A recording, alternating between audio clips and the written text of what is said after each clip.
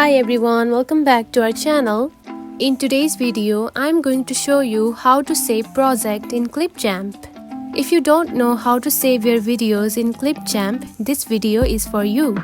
So let's get started. Find the Clipchamp app, now open it. Choose one video that you want to edit. Now your video is on the timeline track. Now edit your video however you want to edit it. You can add the audio to your video. You can also add the text and overlay, captions and many more to your videos by the given options.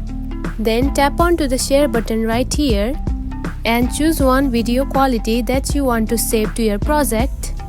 Then here you can find the option of save video. Simply tap on it and your video project will be saved to your gallery. Now open your gallery and find the video that you have just saved. Now here you can find the video. And that's it. This is how you can save your project in Clipchamp. It is a very easy process, right? If you found this video helpful, don't forget to like and subscribe for more tips. Thanks for watching.